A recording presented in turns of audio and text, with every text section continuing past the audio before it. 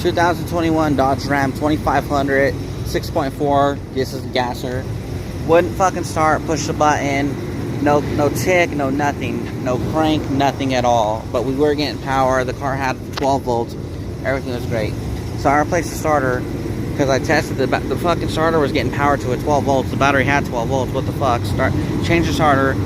Still won't fucking start. What the fuck, dude? Because I'm on flag time. This is like my fuck up, I guess, if I don't fucking diagnose it correctly. This is a relay to your starter, and this goes to your starter too.